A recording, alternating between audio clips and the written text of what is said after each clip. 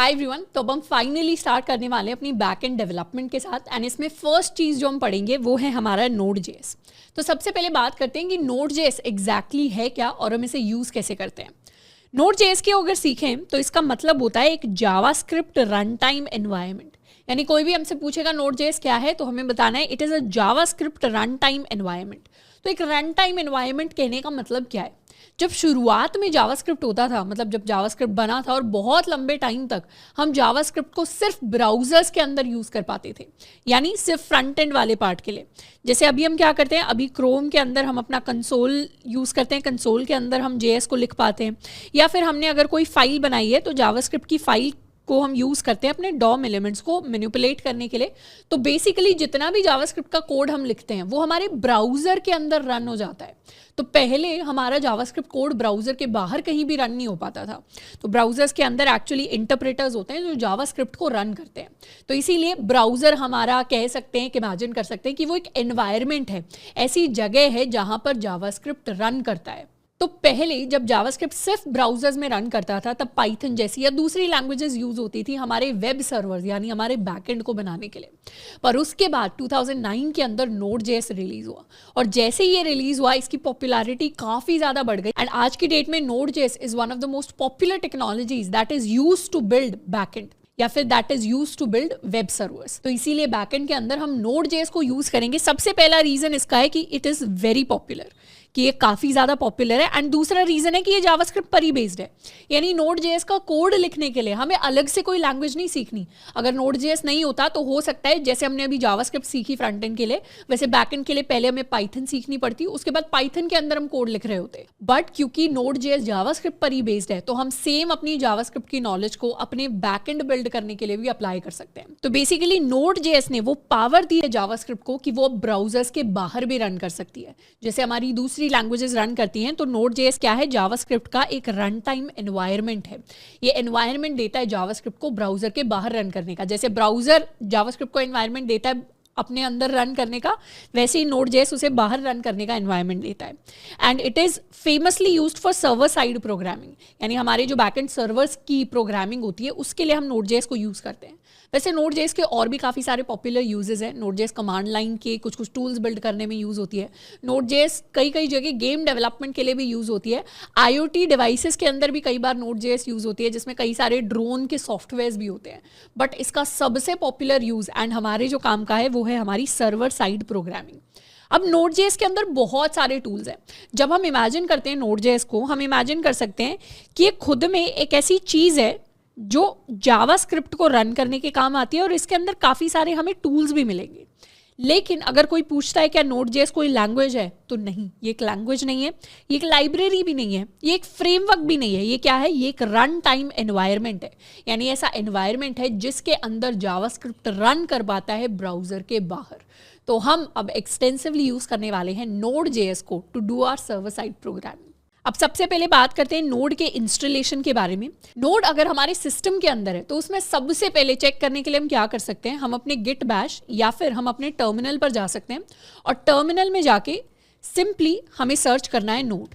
अगर हम node search करते हैं और इस तरीके से कुछ वर्जन आ जाता है साथ में लिखकर, या फिर इसे क्लियर करते हैं, हम लिखते हैं नोड -v, तो उससे इस तरीके का कुछ वर्जन आता है, तो फिर मतलब हमारे सिस्टम के अंदर ऑलरेडी नोड इंस्टॉल्ड है।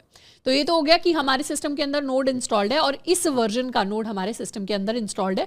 कोशिश करिए, आप चाहें तो इसे अपडेट भी कर सकते हैं टू द लेटेस्ट वर्जन। और अगर टर्मिनल के अंदर ऐसा कुछ लिखकर आता है कमांड नॉट फाउंड या नॉट रिकॉग्नाइज्ड, तो फिर हमें नोड को जाकर इंस्टॉल करना पड़ेगा। और इंस्टॉलेशन का प्रोसेस बहुत सिंपल है। इंस्टॉलेशन के लिए हमें इस लिंक पर जाना है nodejs.org पर, और यहाँ पर अगर हम मैक ओएस पर हैं तो ये जो रिकमेंडेड फॉर मोस्ट यूजर्स वाला है स्टेबल वर्जन, इसको हम डाउनलोड कर सकते हैं। नहीं तो सिंपली हम डाउनलोड्स पर जा सकते हैं और हमारी विंडोज़ मशीन है या हमारा मैक ओएस है या फिर हम लिनक्स पर हैं, उस हिसाब से हम अपना इंस्टॉलर डाउनलोड कर सकते हैं और नोड को बहुत आराम से इंस्टॉल कर सकते हैं। अब इसके साथ साथ आपको एक शीट भी दी होगी जिसमें लिंक अवेलेबल है, साथ के साथ आपकी हेल्प के लिए एक वीडियो भी अवेलेबल है जिसको देखकर आप अपने नोड को डाउनलोड कर सकते हैं। It is going to be a very simple process. तो फाइनली जब नोड डाउनलोड हो जाएगा तो उसको चेक करने के लिए सिंपली या तो हम नोड लिख सकते हैं या नोड -v लिखकर वेरीफाई कर सकते हैं कि हमारा नोड अच्छे से डाउनलोड हो गया है नहीं। एक और इंटरेस्टिंग फैक्ट, हमारा जो VS कोड बना है जिसको हम यूज करते हैं, VS कोड भी एक्चुअली नोड को यूज करके ही बना है, यानी VS कोड Node.js पर ही बिल्ट एक एप्लीकेशन है। तो Node.js का सिर्फ ये काम नहीं है कि वो सर्वर साइड प्रोग्रामिंग के काम आता है, वो काफ़ी सारी चीज़ों के काम आता है, जिनमें से एक popular use server side programming होने वाला है हमारे लिए।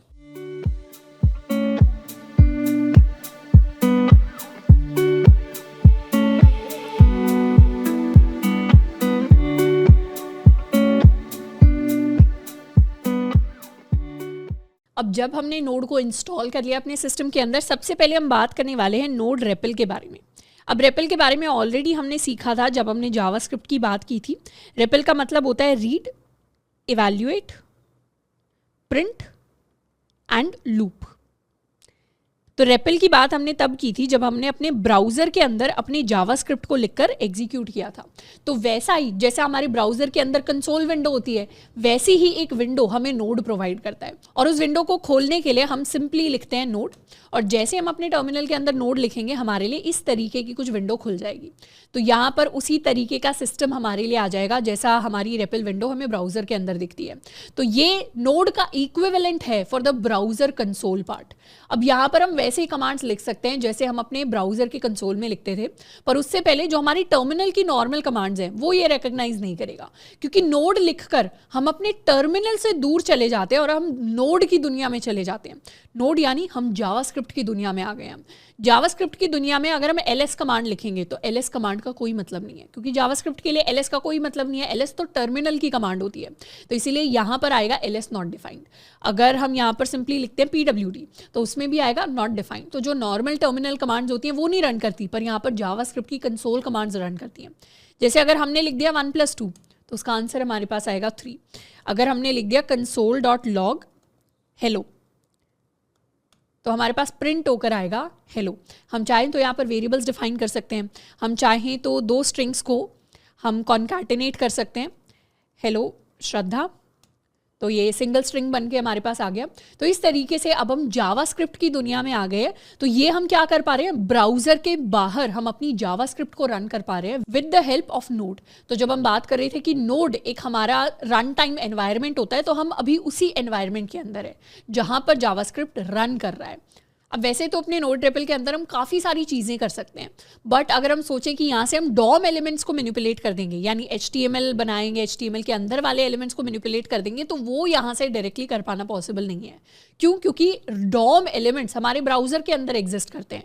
डॉक्यूमेंट ऑब्जेक्ट मॉडल जो है वो ब्राउजर के लिए बनता है यूजिंग द HTML एलिमेंट्स, वो हमारा यहाँ पर एक्सेसिबल नहीं होगा। ये सिर्फ जावास्क्रिप्ट के लिए हमारा रन टाइम एनवायरनमेंट है। इसीलिए यहाँ पर अगर हम सोचें कि हमारी विंडो ऑब्जेक्ट को हमें एक्सेस करना है, तो विंडो ऑब्जेक्ट हमारे रेपल के अंदर एग्जिस्ट नहीं करती, पर उसका एक इक्विवेलेंट एग्जिस्ट करता है जिसको हम कहते हैं अपनी ग्लोबल ऑब्जेक्ट। तो ये हमारी ग्लोबल ऑब्जेक्ट है इस तरीके से, एंड इस ऑब्जेक्ट के अंदर कई सारे हमारे फंक्शंस हैं। तो जैसे हमारे ब्राउजर के अंदर हमारी विंडो ऑब्जेक्ट होती है, वैसे हमारी यहाँ पर ग्लोबल ऑब्जेक्ट होती है जिसमें सेट इंटरवल हमारे पास होता है, सेट टाइम आउट होता है, clear interval, clear time out, इस तरीके के फंक्शन हमें देखने को मिलते हैं। तो उन सारे फंक्शंस को हम यहाँ पर यूज़ कर सकते हैं। इसके अलावा हमारे रेपल के अंदर हमारे पास .help कमांड होती है जो हमारी सारी बेसिक कमांड्स लिख कर दे देती है, जैसे .clear हो गया, .editor हो गया, .exit हो गया, या कभी भी अगर हमें हेल्प चाहिए बेसिक कमांड्स के लिए तो .help हम लिख सकते हैं। हम चाहे तो अपने रेपल को सेव कर सकते हैं इन अ फाइल, एंड इसे एग्जिट करने के लिए हम या तो 2 बार कंट्रोल सी करते हैं, या फिर हम .exit टाइप करके एंटर कर सकते हैं। तो अब हम यहाँ से रेपल से एग्जिट कर गए और अब हमारी सारी कमांड्स वापस से काम करने लग जाएंगी। तो अब हम वापस से टर्मिनल के अंदर आ गए, बट बेसिकली कभी भी अगर हमें नोड के रेपल में एंटर करना है तो हम सिंपली लिख सकते हैं नोड। तो अभी तक हमने देख लिया कि हमारा कोई बेसिक जावास्क्रिप्ट का कोड होगा तो उसे हम नोड के रेपल में कैसे रन कर सकते हैं। पर मोस्टली जो हम कोड लिखते आए हैं अभी वो फाइल्स की फॉर्म में लिखते आए हैं, और हम अपने वेब सर्वर्स जो भी बनाएंगे वो भी फाइल्स की फॉर्म में बनाएंगे। तो फाइल्स को कैसे हम नोड की हेल्प से रन कर सकते हैं, अब हम वो सीखने वाले हैं। तो अब हम सीखेंगे कि हम नोड फाइल्स को कैसे क्रिएट करते हैं और उन्हें कैसे एग्जीक्यूट करते हैं। तो उसके लिए सबसे पहले कुछ जावास्क्रिप्ट की फाइल्स बनाकर देखते हैं। यहाँ पर हमने क्या किया है, हमने साइड बाय साइड अपने VS कोड को खोल कर रखा है, और अभी हम एक फोल्डर के अंदर हैं जिसका नाम है बैकएंड। और हम क्या करेंगे, अपने टर्मिनल से भी उसी फोल्डर पर जाएंगे, यानी हम CD कर सकते हैं वेब क्लासरूम नाम के फोल्डर के अंदर हमारा जो बैकएंड का फोल्डर है उसके अंदर हम चले जाएंगे। अभी बैकएंड के फोल्डर में हम ls करेंगे तो अभी बैकएंड का फोल्डर हमारे पास खाली है, देख सकता है इसमें कोई फाइल्स नहीं है। तो इसके अंदर हम फाइल्स बना सकते हैं, चाहे तो टर्मिनल से बना सकते हैं, चाहे हम VS कोड से बना सकते हैं। तो कुछ फाइल्स बनाते हैं। Let's make a file called script.js।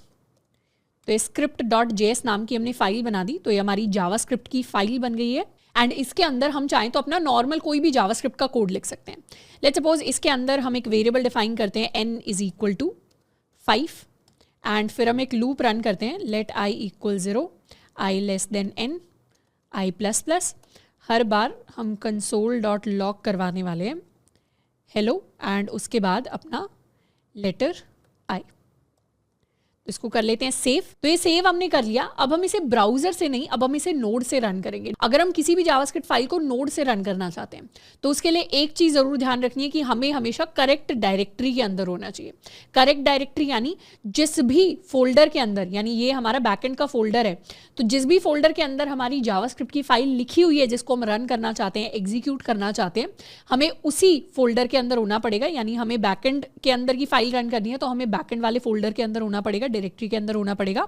और अब हम रन करने के लिए अपनी कमांड लिख सकते हैं नोड एंड फिर अपनी फाइल का नाम यानी script.js। जैसे ही हम एंटर करेंगे वैसे ही क्या होगा, हमारे लिए हमारा पूरा कोड रन कर जाएगा। यानी hello 0, hello 1, hello 2 एंड इस तरीके से 4 तक हमारे पास वैल्यूज प्रिंट हो जाएंगी। अब हमें लास्ट में कुछ चेंज करना है, कुछ और प्रिंट करवाना है। Let's suppose we print by, इसको कर लेते हैं सेव एंड दोबारा से हम सेम कमांड रन करके उसे एग्जीक्यूट कर सकते हैं। तो हमारे पास वापस से हमारी फाइल जो है उसका आंसर यहाँ पर लिख कर आ जाएगा। तो इस तरीके से हमें कोई भी फाइल बनानी होती है जो जावास्क्रिप्ट बेस्ड फाइल है तो उन्हें हम रन कर सकते हैं with the help of node. Next हम बात करने वाले हैं अबाउट समथिंग कॉल्ड प्रोसेस। अब जो नोड होता है उसके अंदर बाय डिफॉल्ट एक स्पेशल ऑब्जेक्ट होती है जिसका नाम होता है प्रोसेस। ये ऑब्जेक्ट हमें इंफॉर्मेशन प्रोवाइड करती है about and control over the current Node.js process. Node.js process यानी अभी जो काम चल रहा है Node.js के अंदर उससे रिलेटेड इंफॉर्मेशन हमें प्रोसेस ऑब्जेक्ट प्रोवाइड करती है। साथ के साथ उस इंफॉर्मेशन में अगर हम कुछ चेंजेस करना चाहते हैं, कुछ मैनिपुलेशंस करना चाहते हैं तो भी उसके लिए हम प्रोसेस ऑब्जेक्ट को यूज करते हैं। तो इस ऑब्जेक्ट को हम एक्चुअली यूज कैसे करते हैं? इस ऑब्जेक्ट के अंदर कई सारे स्पेशल मेथड्स एंड प्रॉपर्टीज होते हैं जो हमें अलाउ करते हैं इनपुट लेने के लिए, आउटपुट देने के लिए। एंड इसके साथ साथ अगर हम वर्जन जैसी चीजें, अब करंट जो वर्किंग डायरेक्टरी चल रही है उस तरीके की चीजें या मेमोरी रिलेटेड इन्फॉर्मेशन को एक्सेस करना चाहते हैं तो हम उसके लिए प्रोसेस ऑब्जेक्ट को यूज करते हैं। प्रोसेस ऑब्जेक्ट को एक्सेस करने के लिए हम सिंपली अपने नोड के अंदर जा सकते हैं। तो जब हम अपने रेपल के अंदर जाएंगे तो यहाँ हम लिख सकते हैं प्रोसेस। जैसे ही प्रोसेस लिखेंगे तो ये बड़ी सी ऑब्जेक्ट हमारे लिए प्रिंट हो जाएगी जिसमें बहुत सारी चीजें अवेलेबल हैं, काफ़ी सारी चीज़ें रिलेटेड टू आवर प्रोसेस आ गई। तो इस तरीके से यहाँ हमें काफ़ी सारी चीज़ें दिखाई दे रही हैं, हमें रिलीज़ की इन्फॉर्मेशन दिखाई दे रही है, हमें वर्जन रिलेटेड इन्फॉर्मेशन दिखाई दे रही है, ये हमारा वर्जन आ गया। एंड इसके अलावा कई सारे मेथड्स भी होते हैं हमारे पास, तो डिफरेंट फंक्शंस एंड मेथड्स हमारे पास आ जाते हैं। इनमें से कुछ रन करके देखते हैं। जैसे लेट्स सपोज हमें अपने प्रोसेस का वर्जन देखना है, एंटर किया तो ये हमारे पास वर्जन आ गया। प्रोसेस का वर्जन यानी अभी जो Node.js का प्रोसेस चल रहा है उसमें कौन सा Node.js का वर्जन यूज़ हो रहा है, तो वो हमारे पास आ गया। हम चाहे तो प्रोसेस के लिए उसका रिलीज़ भी देख सकते हैं, तो उसके लिए हम लिख सकते हैं process.release एंड इस तरीके से हमारे पास रिलीज़ रिलेटेड इन्फॉर्मेशन आ जाएगी। हम चाहें तो लिख सकते हैं process.current working directory, तो ये हमारे पास करंट वर्किंग डायरेक्टरी आ जाएगी, यानी वो डायरेक्टरी जिसके अंदर अभी हम हैं और जिसके अंदर अभी Node.js का प्रोसेस चल रहा है। तो ये जो हमने नोड को खोला है ये हमने बैकएंड नाम के अपने फोल्डर के अंदर खोला है। अब इसी प्रोसेस ऑब्जेक्ट के अंदर हमारे पास एक और स्पेशल प्रॉपर्टी होती है जिसका नाम होता है argv, यानी हम process.argv लिखकर इस प्रॉपर्टी को एक्सेस करते हैं। इस प्रॉपर्टी का काम होता है ये हमें रिटर्न करता है एक array containing the command line arguments passed when the Node.js process was launched। इसको एग्जाम्पल लेकर समझते हैं। लेट्स सपोज अभी के लिए हमने कोई आर्ग्यूमेंट पास नहीं किया। आर्ग्यूमेंट क्या होते हैं? आर्ग्यूमेंट हमारे कोड के लिए इनपुट होते हैं। हमारी फाइल जब हम रन करते हैं तो उसको अगर हम कुछ इनपुट देते हैं तो वो हमारे आर्ग्यूमेंट्स होते हैं। पर अभी के लिए आर्ग्यूमेंट्स को हटाते हैं और अभी के लिए हम सिंपली प्रिंट करवाएंगे process.argv को। जैसे इसको प्रिंट करवाया इस तरीके की कुछ चीज़ हमें दिखाई देगी। मतलब यहाँ मुझे पता चल रहा है ये एक एरे है, पर एरे के अंदर अभी एक सिंगल वैल्यू मुझे दिखाई दे रही है। तो जनरली जो हमारा नोड का रेपल होता है उसके अंदर हम process.argv को एक्सेस नहीं करते। तो इसको तो कर देते हैं एग्जिट एंड इसे कर देते हैं क्लियर। हम क्या कर सकते हैं, अपने script.js के अंदर इतने पार्ट को कॉमेंट आउट कर देते हैं और यहाँ पर हम console.log करवाएंगे अपने process.argv वी को। अब यहाँ से रन करते हैं अपने कोड को, नोड script.js, एंटर। तो इस तरीके से हमारी process.argv हमारे लिए प्रिंट हुई एंड इसके अंदर दो वैल्यूज हमारे पास हैं। एक वैल्यू ये शुरुआत में कुछ यूजर लोकल बिन नोड लिखा हुआ है और दूसरी वैल्यू में हमें क्या दिख रहा है, दूसरी वैल्यू में हमारी जो फाइल की लोकेशन है, यानी कहाँ पर हमारा जावास्क्रिप्ट का कोड रन कर रहा है, वो हमें दिखाई दे रही है।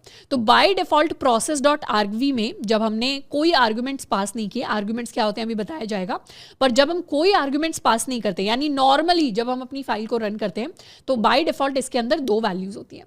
पर लेट्स सपोज कल को अगर हमने कोई आर्ग्यूमेंट पास कर दिया, आर्ग्यूमेंट पास करने का मतलब है जैसे हम फंक्शंस को हम अपनी कुछ वैल्यूज पास करते हैं जिनको हम पैरामीटर्स कह देते हैं, वो फंक्शन की बॉडी में जाकर डेफिनेशन में हमारे आर्ग्यूमेंट्स बन जाते हैं।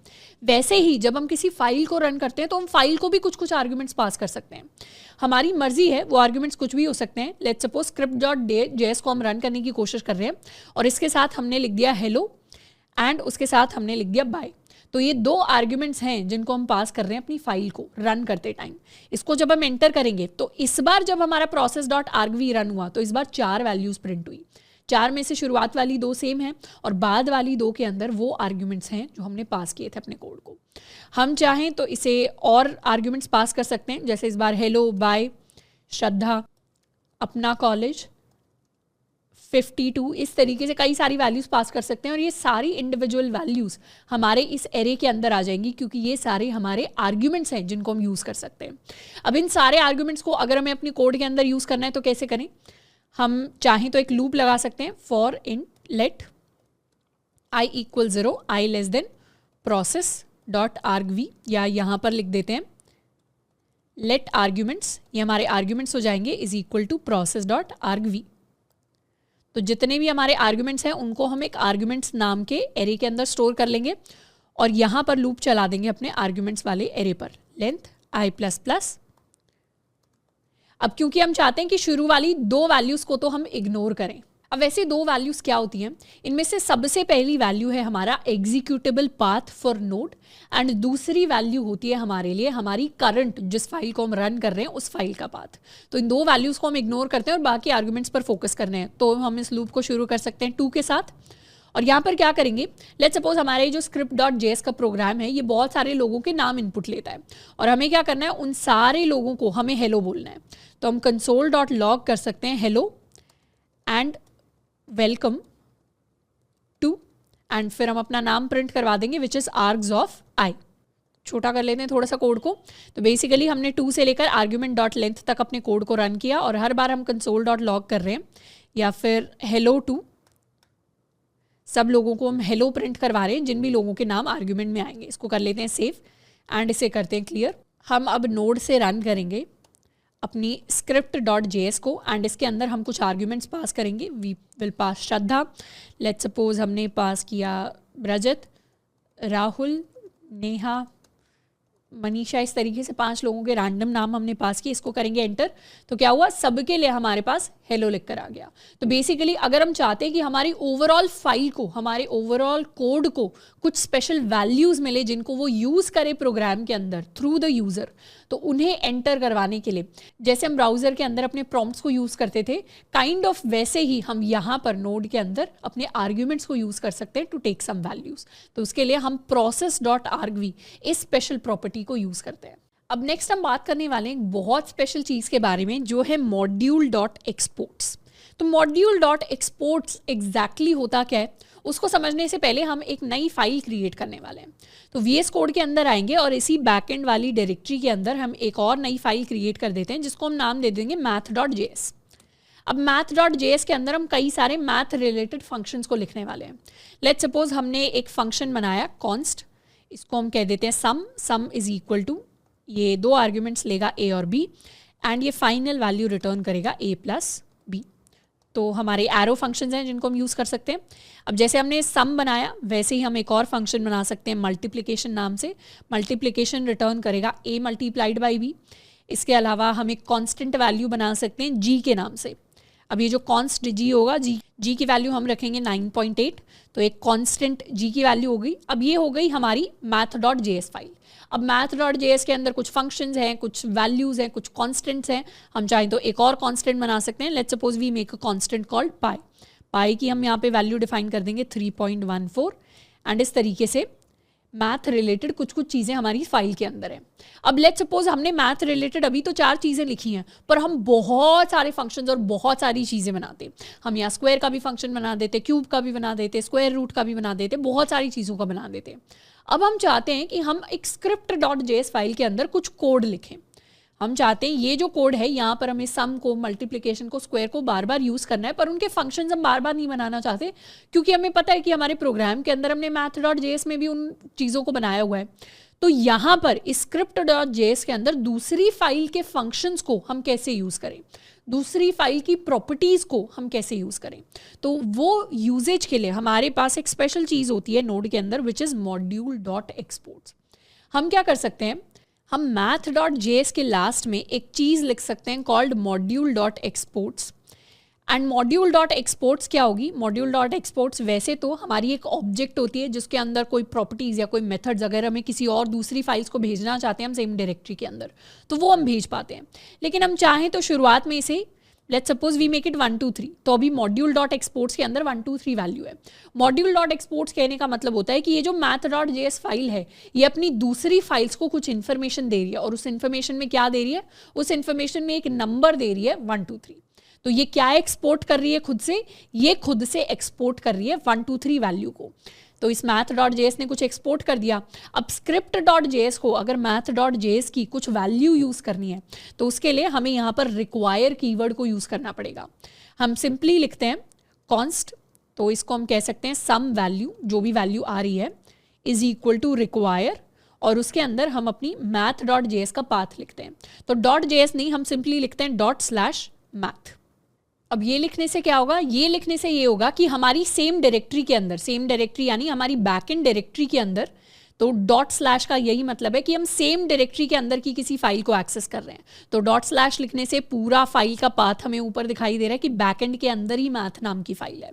तो बैकएंड के अंदर जो मैथ है उससे जो भी चीज़ एक्सपोर्ट हुई है उसको हमने रिक्वायर कर लिया। रिक्वायर यानी हमें ज़रूरत है उस वैल्यू की, और उसे हमने किसी वेरिएबल के अंदर स्टोर करा लिया। और अब हम चाहें तो console.log कर सकते हैं अपनी सम वैल्यू को। इसको कर लेते हैं सेव एंड यहाँ पे कर लेंगे क्लियर, एंड अब हम रन कर सकते हैं अपनी script.js को। जैसे ही script.js को रन किया हमारे पास आउटपुट में आ गया 1 2 3।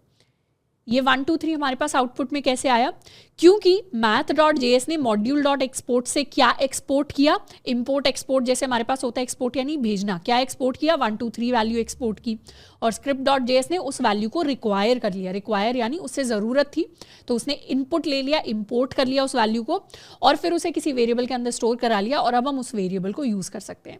तो वो वैल्यू कहीं script.js के अंदर डिफाइन नहीं थी ना, वो वेरिएबल डिफाइन था, पर math.js से उसने रिक्वायर कर लिया। अब कल को हम चाहें कि 1 2 3 की जगह हमें हेलो प्रिंट करवाना है, ये जो फाइल है हेलो एक्सपोर्ट कर रही है, तो वही हमें यहाँ पे कुछ चेंज नहीं करना है। यहाँ से जो भी वैल्यू math.js से आ रही है उसको हम प्रिंट करवा सकते हैं। दोबारा कोड को रन करेंगे तो इस बार हमारे पास हेलो आ जाएगा, क्योंकि हमने हेलो को रिक्वायर किया था। अब लेट्स सपोज हमारा math.js कुछ भी एक्सपोर्ट नहीं करता। जिस केसेस में फाइल्स कुछ भी एक्सपोर्ट नहीं करती और हम उन्हें रिक्वायर कर लेते हैं, उस केस में हमारे पास क्या प्रिंट होता है, उस केस में हमारे पास एक एम्प्टी ऑब्जेक्ट प्रिंट होती है। एम्प्टी ऑब्जेक्ट इसलिए प्रिंट हो रही है क्योंकि बाय डिफॉल्ट module.exports एक एम्प्टी ऑब्जेक्ट भेजता है, और module.exports एक ऑब्जेक्ट ही होती है, पर अगर एक्सप्लिसिटली हम चाहें तो उसे स्ट्रिंग भी बना सकते हैं, नंबर भी बना सकते हैं, पर जनरल केसेस में जहां भी हमें कोड मिलेगा module.exports हमारे पास एक ऑब्जेक्ट होगी। अब module.exports की अगर डेफिनेशन देखें तो module.exports हमारी एक स्पेशल ऑब्जेक्ट होती है जो वो सारी चीज़ें कंटेन करती है जो एक फाइल अपनी दूसरी फाइल्स को भेजना चाहती है। और रिक्वायर क्या होता है, रिक्वायर हमारा एक बिल्ट इन फंक्शन होता है जो इंक्लूड करता है एक्सटर्नल मॉड्यूल्स को that exist in separate files, यानी मॉड्यूल्स जो दूसरी फाइल्स के अंदर एग्जिस्ट करती हैं उनको हम रिक्वायर कर सकते हैं, उनको हम इंक्लूड कर सकते हैं अपनी फाइल के अंदर। अब यहाँ पर लेट्स सपोज हमें ये सम, मल्टीप्लिकेशन, जी, पाई इस तरीके की वैल्यूज अगर भेजनी है तो उसके लिए हम क्या कर सकते हैं, उसके लिए कई सारे तरीके हैं जिससे हम script.js के अंदर ये सारी चीज़ें भेज सकते हैं। सबसे पहला तरीका होगा कि हम एक दूसरी ही ऑब्जेक्ट बना लें। Let's make a object, let object is equal to, और इस ऑब्जेक्ट के अंदर हम सम को अपनी वैल्यू सम दे देंगे, हम मल्टीप्लिकेशन को अपनी वैल्यू मल्टीप्लिकेशन दे देंगे, हम जी को अपनी वैल्यू जी दे देंगे, और हम पाई को अपनी वैल्यू पाई दे देंगे। तो इस तरीके से हमने एक ऑब्जेक्ट बना लिया और फाइनली हम मॉड्यूल डॉट एक्सपोर्ट्स को इक्वल कर देते हैं इस ऑब्जेक्ट के। तो ये क्या हुआ, अब मॉड्यूल क्या एक्सपोर्ट कर रहा है, अब मॉड्यूल इस ऑब्जेक्ट को एक्सपोर्ट कर रहा है, मतलब ये पूरी ऑब्जेक्ट इंक्लूडिंग इनकी जो वैल्यूज होगी वो एक्सपोर्ट हो जाएगी। तो स्क्रिप्ट डॉट जेएस के अंदर हम यहाँ पर लिख सकते हैं कि हमने मैथ नाम के एक ऑब्जेक्ट को रिक्वायर किया है मैथ नाम की फाइल से, एंड उस मैथ ऑब्जेक्ट को अब हम प्रिंट करवा सकते हैं। सेव कर लिया, नोट डॉट जेएस से रन करेंगे तो इस बार क्या प्रिंट हुआ, मॉड्यूल डॉट एक्सपोर्ट से हमारे पास जो मैथ आया उसमें हमारे पास एक ऑब्जेक्ट प्रिंट हुई जिसमें एक सम नाम का फंक्शन है, जिसमें एक मल्टीप्लिकेशन नाम का फंक्शन है, जिसमें एक जी नाम का कांस्टेंट है और एक पाई नाम का कांस्टेंट है। हम चाहें तो इसके फंक्शंस को भी यूज कर सकते हैं, मैथ डॉट सम 2 and 2, तो 4 हमारे पास प्रिंट होकर आ गया। उसी तरीके से हम चाहें तो मैथ डॉट पाई लिख सकते हैं, तो हमारे पास पाई की वैल्यू प्रिंट होकर आ जाएगी।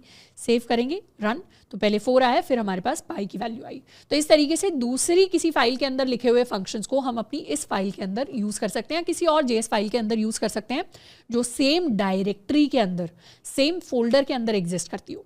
एंड यहाँ पर तो वैसे बहुत बेसिक लग रहा होगा, पर जब हम बड़े बड़े प्रोग्राम्स बनाएंगे, जैसे जब हम बैकएंड डेवलपमेंट को यूज करके अपना मेजर प्रोजेक्ट बनाएंगे, तो जब भी हम बड़े प्रोजेक्ट्स बनाते हैं उसमें सारा का सारा कोड हम एक सिंगल जावास्क्रिप्ट फाइल के अंदर नहीं लिखते, हम कोड को अलग अलग फाइल्स के अंदर डिवाइड कर लेते हैं। जैसे लेट्स सपोज किसी यूजर के लिए हमें साइन अप और लॉगिन का कोड लिखना है और उसके साथ साथ यूजर की प्रोफाइल को चेंज करने का भी कोड लिखना है, तो दोनों कोड्स को हम अलग अलग जावास्क्रिप्ट फाइल्स के अंदर लिखते हैं। तो इस तरीके से हमारे पास कोड में मॉड्यूलैरिटी आ जाती है। मॉड्यूलैरिटी यानी छोटे छोटे मॉड्यूल्स के अंदर हम अपने कोड को डिवाइड कर सकते हैं, which is a good development practice. अब ये तो हो गया एक ऑब्जेक्ट को बनाने का।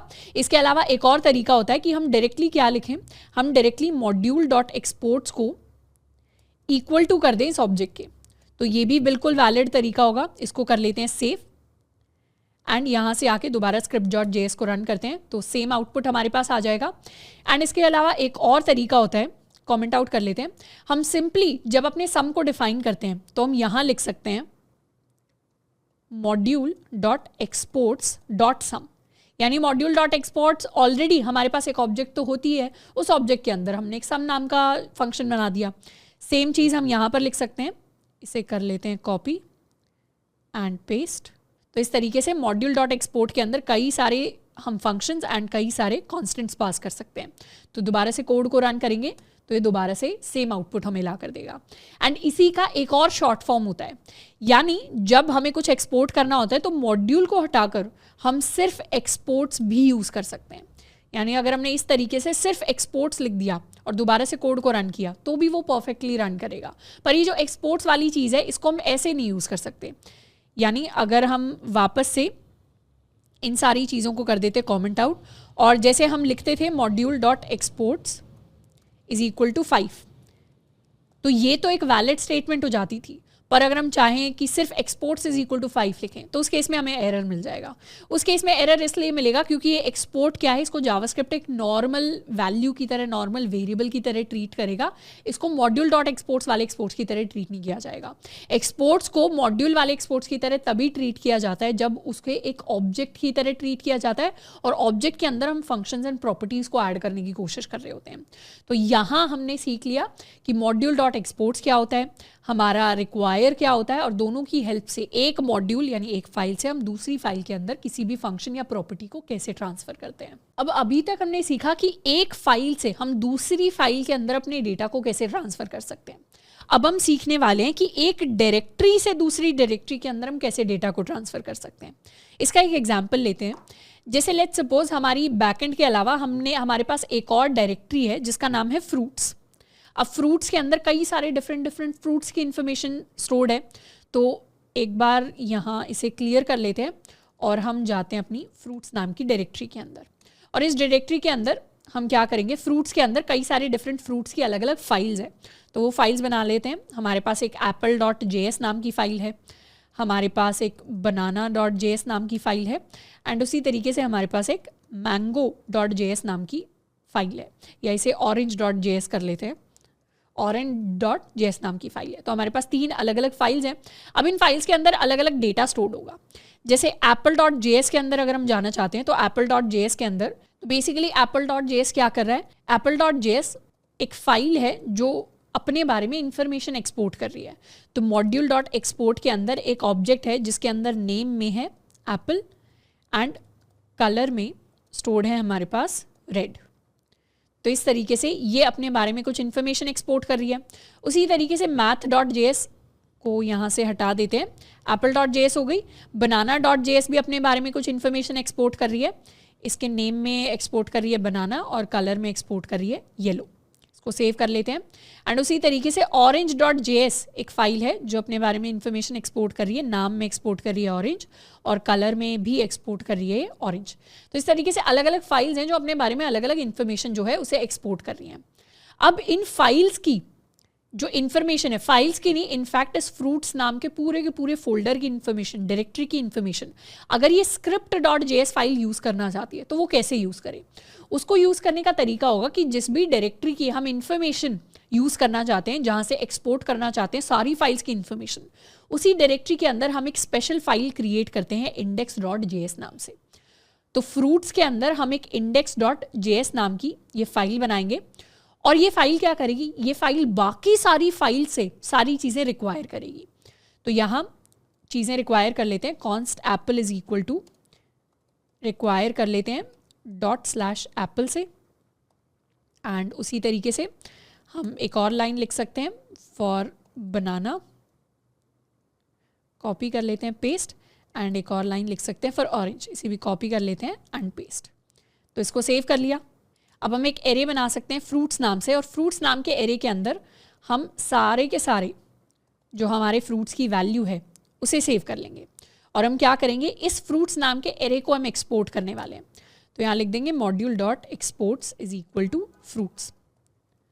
तो index.js एक स्पेशल फाइल है, ये ऐसे ही हमने index.js इसका नाम नहीं लिखा, index.js ही हमेशा नाम होना चाहिए। और index.js हमारे फ्रूट्स के अंदर एक स्पेशल फाइल है जो बाकी सारी फाइल्स का डेटा रिक्वायर करती है, उसे कंबाइन करती है और उसे फिर एक्सपोर्ट करती है। और script.js के अंदर हम क्या लिख सकते हैं, script.js के अंदर अब हमें रिक्वायर करना है, किसे रिक्वायर करना है, अब हमें पूरी डायरेक्टरी को रिक्वायर करना है, यानी फ्रूट्स के अंदर जितनी भी इंफॉर्मेशन है वो सारी इंफॉर्मेशन हमें चाहिए। तो उसके लिए हम यहाँ लिख सकते हैं फ्रूट्स। तो हम फ्रूट्स नाम की डायरेक्टरी की सारी इंफॉर्मेशन यहाँ पे रिक्वायर कर रहे हैं, तो उसे एक फ्रूट्स नाम के कांस्टेंट के अंदर या इंफॉर्मेशन के अंदर स्टोर कर लेते हैं और हम सिंपली console.log किसे कराएंगे, अपनी इंफॉर्मेशन को हम console.log करवाएंगे। तो यहाँ क्या किया हमने, फ्रूट्स बनाया, फ्रूट्स के अंदर हमारे पास कई सारी इन्फॉर्मेशन है, उस सारी इन्फॉर्मेशन को हमने index.js के अंदर कंबाइन किया और वहाँ से हमने एक्सपोर्ट किया। अब script.js क्या कर रही है, script.js हमारी पूरी डायरेक्टरी को रिक्वायर कर रही है, ये किसी फाइल को रिक्वायर नहीं कर रही, ये ना ही इंडेक्स को रिक्वायर कर रही है, ये एक डायरेक्टरी, एक फोल्डर को रिक्वायर कर रही है जिसका नाम है फ्रूट्स, और वहाँ से जो भी चीज़ें आएंगी उन सबको हम प्रिंट करवा रहे हैं। तो यहाँ हम रन कर देते हैं, तो यहाँ हम क्लियर कर लेते हैं और यहाँ से फ्रूट से हम वापस जाते हैं अपने बैकएंड के अंदर। बैकएंड के अंदर जाकर हम नोड से script.js को रन करेंगे। यहाँ भी हमें ./ करना पड़ेगा, इसको कर लेते हैं सेव, क्लियर एंड दोबारा से रन करते हैं। तो इस बार जब हमने script.js को रन किया, इवन दो यहाँ जो हमने नाम लिखा था ये कोई फाइल का नाम नहीं है, ये हमारी एक डायरेक्टरी का नाम है, पर वहाँ से सारी की सारी इन्फॉर्मेशन हमारे पास आई। और ये क्या है, ये इन्फॉर्मेशन बेसिकली एक एरे है और ये हमारा वही एरे है जो index.js से पास हुआ था। तो जब भी हम किसी डायरेक्टरी को रिक्वायर करते हैं तो वो 2 स्टेप में काम करती है।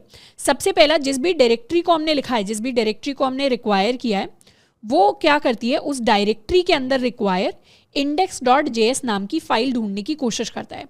और ये जो index.js नाम की फाइल होती है ये हमारा एंट्री पॉइंट होता है फॉर दैट डायरेक्टरी। अगर आपने पहले C जैसी या C++ जैसी या फिर जावा जैसी लैंग्वेजेस सीखी हैं तो इन लैंग्वेजेस के अंदर एक मेन नाम का फंक्शन होता है और ये मेन फंक्शन क्या करता है, इसी मेन फंक्शन से सारा का सारा एग्जीक्यूशन काम करता है पूरे के पूरी फाइल का। तो ये मेन क्या होता है, हमारी C++ के लिए या जावा के लिए एंट्री पॉइंट होता है। तो वैसे ही जब हम रिक्वायर करते हैं तो index.js हमारा एंट्री पॉइंट होता है। रिक्वायर क्या बोलेगा, रिक्वायर बोलेगा अच्छा आपको इस पूरे फोल्डर की इंफॉर्मेशन चाहिए, पर मैं क्या करूंगा, एक एक फाइल के पास नहीं जाऊंगा, मैं सिर्फ इसके अंदर index.js को ढूंढूंगा। अगर index.js है तो जो इंफॉर्मेशन index.js एक्सपोर्ट कर रही है, स्पेशल नाम है index.js, वही इंफॉर्मेशन मैं आपको रिक्वायर करके दूंगा। तो वही इंफॉर्मेशन हमारे पास आ रही है जो एक एरे है और उस एरे के अंदर वो सारी चीजें हैं जो हमने स्टोर करवाई थी। अब हम चाहें तो इंफॉर्मेशन में से डेटा एक्सेस कर सकते हैं। इंफॉर्मेशन ऑफ 0 को अगर हमें प्रिंट करवाना है तो उसे हम प्रिंट करवा सकते हैं। तो 0 के अंदर नेम है एप्पल और हम चाहें तो सिर्फ उसका नेम हमें प्रिंट करवाना है तो उसे प्रिंट करवा कर हम सिर्फ उसका नेम प्रिंट करवा सकते हैं। तो इस तरीके से हम इंफॉर्मेशन रिक्वायर करते हैं फ्रॉम। अब नेक्स्ट हम बात करने वाले हैं एनपीएम के बारे में, और ये बहुत इंपॉर्टेंट चीज़ है बैकएंड के अंदर यानी नोड.जेएस के अंदर। एनपीएम की फुल फॉर्म होती है नोड पैकेज मैनेजर, यानी ये नोड के पैकेजेस का मैनेजर है। अब एनपीएम वैसे तो दो चीज़ें हैं, जैसे एनपीएम की अगर हम डेफिनेशन देखें तो it is the standard package manager for Node JS. सबसे पहला काम जो हमारे एनपीएम का होता है वो होता है that it is a library of packages. Even though एक लाइब्रेरी नहीं होती, बट इसको हम इमेजिन कर सकते हैं as a library of packages. अब ये पैकेज क्या होता है, क्योंकि हम पैकेज मैनेजर की बात कर रहे हैं तो पहले जान लेते हैं पैकेज क्या होता है। पैकेज किसी और का लिखा हुआ ऐसा कोड होता है जिसको हम यूज़ कर सकते हैं। लेट्स सपोज इंटरनेट पे बहुत सारे डेवलपर्स हैं, किसी ने कुछ इंटरेस्टिंग डेवलप किया, जैसे आपने कुछ एपीआईज को यूज़ करके या कुछ फंक्शन खुद का बना के कुछ इंटरेस्टिंग एल्गोरिदम डेवलप किया, कुछ और डेवलप किया, तो आप क्या कर सकते हैं, उसको एक पैकेज बना सकते हैं। पैकेज यानी उसको एक तरीके से गिफ्ट रैप कर सकते हैं बाकी लोगों के यूजेज के लिए। तो अगर आपने कुछ यूजफुल बनाया तो उसे बाकी लोग भी यूज़ कर पाएंगे। अब उसे बाकी लोग यूज़ कैसे करें, उसको यूज़ करवाने का तरीका होता है हमारा नोड पैकेज मैनेजर। जावास्क्रिप्ट के पैकेजेस की ही हम स्पेसिफिकली यहाँ पर बात कर रहे हैं। तो एनपीएम बेसिकली हमारी एक लाइब्रेरी होती है जिसके अंदर बहुत सारे यूजफुल पैकेजेस होते हैं। जब हम एक्सप्रेस.जेएस की बात करते हैं, अभी हम बैकएंड के अंदर नेक्स्ट क्लास में सीखेंगे कि एक्सप्रेस.जेएस क्या होता है, और एक्सप्रेस को यूज़ करके ही हम अपना बैकएंड करते हैं, हम अपना सर्वर साइड का कोड लिखते हैं। और या फिर अगर हमने रिएक्ट.जेएस सुना होगा जो हमारा फ्रंट एंड के लिए यूज़ होता है, तो रिएक्ट.जेएस को भी हम पढ़ेंगे बाद में। तो ये जो एक्सप्रेस.जेएस और ये जो रिएक्ट.जेएस जैसी चीज़ें होती हैं, ये क्या होते हैं, ये हमारे पैकेजेस ही होते हैं नोड के अंदर जो अवेलेबल होते हैं। यानी रिएक्ट.जेएस एक्चुअल कोड है जो किसी और ने लिखा है, पर उसे बहुत सारे डेवलपर्स वर्ल्ड वाइड यूज़ कर रहे हैं। एक्सप्रेस.जेएस कोई कोड है जो किसी डेवलपर ने लिखा है, बहुत सारे डेवलपर्स ने मिलकर लिखा है, और उसे दूसरे लोग all over the world use कर रहे हैं। तो ये पैकेजेस ही हैं जिनको हम बाद में यूज़ करते हैं। तो एनपीएम के अंदर सिर्फ एक्सप्रेस या रिएक्ट नहीं, ऐसे बहुत सारे पैकेजेस एग्जिस्ट करते हैं। तो ये एक लाइब्रेरी ऑफ पैकेजेस है जिनको हम यूज़ कर सकते हैं। और दूसरा, इसका और क्या फंक्शन है, दूसरा हमारा एनपीएम एक कमांड लाइन टूल है। यानी ये हमारा ऐसा तरीका है जिससे हम कमांड लाइन के थ्रू अपने पैकेजेस को इंस्टॉल कर सकते हैं। हम डिसाइड कर सकते हैं कि कौन से पैकेज का हमें कौन सा वर्जन चाहिए। अगर हम रिएक्ट.जेएस के साथ काम कर रहे हैं तो रिएक्ट.जेएस के कौन से वर्जन के साथ हम काम करना चाहते हैं, किस वर्जन को हम इंस्टॉल करना चाहते हैं, उसे अनइंस्टॉल करना चाहते हैं। बेसिकली उस पैकेज से रिलेटेड जितनी भी इंफॉर्मेशन है, उस सारी इंफॉर्मेशन को मैनिपुलेट चेंज करने के लिए हम अपने इस कमांड लाइन टूल को यूज़ करेंगे। तो एनपीएम वो लाइब्रेरी है जहाँ से हमारे पैकेजेस को हम इंस्टॉल कर सकते हैं, यूज़ कर सकते हैं, और वो हमारा कमांड लाइन टूल है जिसके थ्रू हम पैकेजेस को इंस्टॉल कर सकते हैं और उसे यूज़ कर सकते हैं।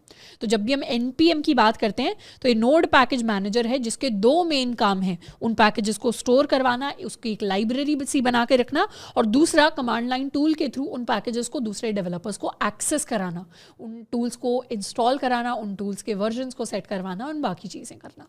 अब इसके अलावा जो हमारा एनपीएम होता है ये प्री इंस्टॉल्ड आता है नोड के साथ, इसे हमें अलग से इंस्टॉल करने की ज़रूरत नहीं है। अगर हमने नोड इंस्टॉल किया है तो एनपीएम हमारे पास होगा ही होगा। इसको वेरीफाई कैसे करें, वेरीफाई करने के लिए सिंपली हम अपनी एनपीएम कमांड को रन कर सकते हैं, और जैसे ही हम एनपीएम लिखेंगे किसी भी डायरेक्टरी के अंदर तो वहाँ पर हमें इस तरीके की चीज़ें दिखाई देंगी। तो यहाँ पर क्या दिखाई दे रहा है, यहाँ पर एनपीएम के वर्जन हमें दिखाई दे रहे हैं और यूज़फुल कमांड दिखाई दे रही है। जैसे एनपीएम को यूज़ करने के लिए हम लिखते हैं एनपीएम इस तरीके से, एंड बाद में अपनी किसी कमांड का नाम। और कौन कौन सी कमांड्स होती है एनपीएम के अंदर, हमारे पास इंस्टॉल कमांड होती है, हमारे पास टेस्ट कमांड होती है, हमारे पास रन कमांड होती है, हमारे पास हेल्प कमांड होती है, एंड इसके अलावा भी ये सारी की सारी कमांड्स हैं जो एनपीएम के अंदर हमारे पास अवेलेबल हैं। तो इनमें से हम सारी की सारी यूजफुल कमांड्स को यूज़ करके देखेंगे। अब सबसे पहली और सबसे बेसिक चीज़ जिसको हमें सीखना है वो है इंस्टॉलिंग पैकेजेस। यानी अगर हमें किसी पैकेज को, दूसरे किसी डेवलपर ने अगर कोई कोड लिखा हुआ है, उस कोड को हम यूज़ करना चाहते हैं जो हमने नहीं लिखा, तो किसी और का हमें यूज़ करना है, तो उस कोड को हमें पहले इंस्टॉल करना पड़ेगा। तो इन पैकेजेस को हम इंस्टॉल कैसे करते हैं, इन पैकेजेस को इंस्टॉल करने के लिए हम अपना कमांड लिखते हैं npm install और फिर अपने पैकेज का नाम। जैसे npm की अपनी एक वेबसाइट है, npm की ये वेबसाइट है npmjs.com। इस वेबसाइट के अंदर एक तो हम डॉक्यूमेंटेशन पर जा सकते हैं, तो डॉक्यूमेंटेशन में जाएंगे तो यहाँ लिखा हुआ है npm is the world's largest software registry, open source developers from every continent use npm to share and borrow packages. तो आप चाहें तो एक बार हम अच्छे से डेवलपमेंट सीख लेते हैं तो हम खुद के पैकेजेस क्रिएट कर सकते हैं और उन्हें दूसरे डेवलपर्स को दे सकते हैं। तो npm के अंदर एक ये हमारा सर्च का ऑप्शन होता है जहां से हम काफ़ी सारे पैकेजेस को सर्च कर सकते हैं। जैसे लेट्स सपोज हमारे पास अपना एक रिएक्ट जेएस का पैकेज होगा, हम चाहें तो अपने रिएक्ट जेएस के पैकेज को यूज़ कर सकते हैं। तो react is a JavaScript library for creating user interfaces. तो यहाँ पर दिख रहा है हमें कि वीकली रिएक्ट जेएस को 19 मिलियन लोग डाउनलोड करते हैं। तो इतने डाउनलोड्स होते हैं, उसको यूज़ कैसे करते हैं रिएक्ट को, एपीआईज़ के बारे में इन्फॉर्मेशन, डॉक्यूमेंटेशन, इस तरीके की सारी चीज़ें अवेलेबल होती हैं। बाद में जाकर जब हम एक्सप्रेस को डाउनलोड करेंगे तो एक्सप्रेस को कैसे यूज़ करते हैं, व्हाट इज़ एक्सप्रेस, उसको इंस्टॉल कैसे करना होता है, उसकी सारी इन्फॉर्मेशन हमारे पास अवेलेबल होती है।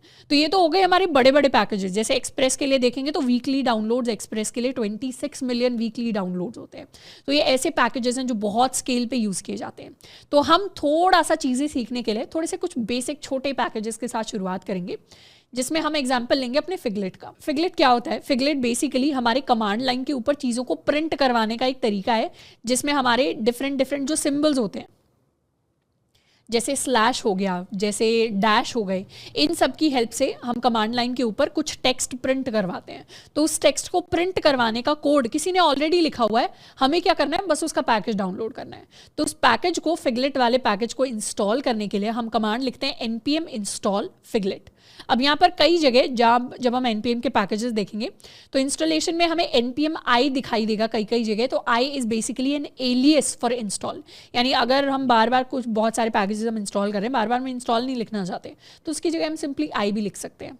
तो ये इंस्टॉलेशन की हमारी कमांड है, इसको हम क्या करेंगे, हम एक स्पेसिफिक पैकेज के अंदर इंस्टॉल करेंगे। तो ऐसा नहीं है कि कहीं भी जाकर हमें इंस्टॉल कर देना है, हम एक स्पेसिफिक पैकेज के अंदर इंस्टॉल करेंगे। तो बैकएंड वाली जो हमारी डायरेक्टरी है उसके अंदर हम एक और डायरेक्टरी बनाने वाले हैं।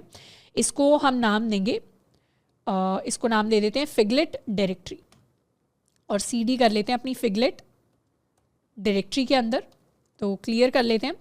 अभी फिगलेट डायरेक्टरी के अंदर क्या है, कुछ भी नहीं है, यानी इसे हम खोलेंगे तो अभी इसके अंदर कोई चीज़ अवेलेबल नहीं है। तो इसी के अंदर हम अपने पैकेज को इंस्टॉल करने वाले हैं। तो पैकेज के लिए बहुत इंपॉर्टेंट होता है कि हमें पता हो कि कौन से डायरेक्टरी के अंदर, कौन से फोल्डर के अंदर वो पैकेज इंस्टॉल किया जा रहा है, क्योंकि उस पैकेज का स्कोप उतना ही होता है, उसको हम वहीं यूज़ कर पाते हैं।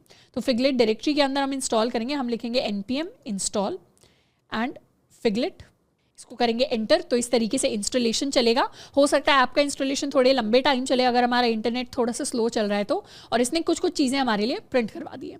अब जैसे ही फिगलेट को हमने इंस्टॉल किया, अब ls रन करेंगे। तो ls जैसे ही कमांड हमने रन की, हमारे पास 3 एडिशनल चीज़ें आ गई। एक हमारे पास नोड मॉड्यूल्स नाम की डायरेक्टरी या फोल्डर है, एक हमारे पास package.json नाम की फाइल आई है, और एक package.lock.json नाम की फाइल आई है। तो जब भी हम npm पैकेजेस को इंस्टॉल करते हैं, जनरली हमारे पास ये 3 चीज़ें आकर इंस्टॉल होती हैं। फिगलेट के अंदर नोड मॉड्यूल्स में जाए तो नोड मॉड्यूल्स में हमारे पास एक फिगलेट नाम का फोल्डर होगा। फिगलेट नाम के फोल्डर के अंदर कई सारी चीज़ें होंगी। और फिगलेट से हम बाहर जाएँ तो इसके अंदर अपना एक package.lock.json नाम की चीज़ आई होगी। ये package.lock.json नाम की हमारे पास फाइल आई है जो इंस्टॉल हुई है। इस फाइल के अंदर कई सारी चीज़ें हमें दिखाई देंगी। इसके अलावा हमारे पास package.json नाम की फाइल आई है, इसके अंदर भी कई सारी चीज़ें हमें दिखाई देंगी। तो एक बार समझते हैं कि इन सारी चीज़ों का मतलब क्या है। सबसे पहले बात करेंगे अपनी नोड मॉड्यूल्स के बारे में। नोड मॉड्यूल्स एक फोल्डर होता है जिसके अंदर कंटेन्ड होती हैं installed dependencies for our projects, यानी हमारा प्रोजेक्ट जिन चीज़ों के ऊपर डिपेंड करता है, जिन चीज़ों के ऊपर, जिन सॉफ्टवेयर्स के ऊपर, कोड के ऊपर डिपेंड करता है, उनको हम डिपेंडेंसी कहते हैं। जैसे लेट्स सपोज अपने कोड के अंदर अगर हमने किसी API को यूज़ किया है तो वो API क्या बन जाएगी, वो API हमारी डिपेंडेंसी बन जाएगी, क्योंकि अगर वो API काम करना बंद कर गई तो हमारा कोड भी काम करना बंद कर जाएगा। तो वैसे ही हमारा जो कोई भी प्रोजेक्ट होता है, उस प्रोजेक्ट के अंदर लेट्स सपोज हम React.js यूज़ कर रहे हैं और हमने जितना भी कोड लिखा है अपने प्रोजेक्ट के अंदर React.js को यूज़ करके लिखा है, या बाद में जब हम Express.js को यूज़ करेंगे तो हमने Express.js को यूज़ करके कोड लिखा है। अब कल को अगर Express.js वहाँ से डिलीट हो जाता है या Express.js के अंदर कुछ चेंज हो जाता है तो क्या होगा, तो हमारा कोड, हमारा प्रोजेक्ट काम करना बंद कर देगा। तो ये React.js या Express.js क्या बन गए, डिपेंडेंसी बन गए। तो जो भी पैकेजेस हम इंस्टॉल करते हैं वो एक तरीके से हमारी डिपेंडेंसी बन जाते हैं, जिनको यूज़ करके हमारा प्रोजेक्ट काम करने वाला है। तो नोड मॉड्यूल क्या करता है, नोड मॉड्यूल्स हमारी सारी की सारी डिपेंडेंसीज को इंस्टॉल करता है, मतलब हमारे पैकेजेस को इंस्टॉल करता है। तो नोड मॉड्यूल्स के अंदर एक बिन दिख रहा है हमें, और अभी फिगलेट दिख रहा है, क्योंकि फिगलेट क्या है, फिगलेट हमारी डिपेंडेंसी है। तो कभी भी नोड मॉड्यूल्स हमें खुद से नहीं बनाना होता। जब भी हम किसी पैकेज को इंस्टॉल करते हैं, नोड मॉड्यूल्स हमारे लिए ऑटोमेटिकली बन जाता है। और हम जनरली नोड मॉड्यूल्स को डिलीट नहीं करते हैं। उन्हें तब डिलीट किया जाता है जब हम किसी और को अपना कोड भेज रहे होते हैं। तो नोड मॉड्यूल्स को खुद जब हम काम कर रहे होते हैं प्रोजेक्ट के ऊपर, तब हमें डिलीट नहीं करना, ना ही इसके अंदर हमें कुछ चेंजेस करने होते हैं।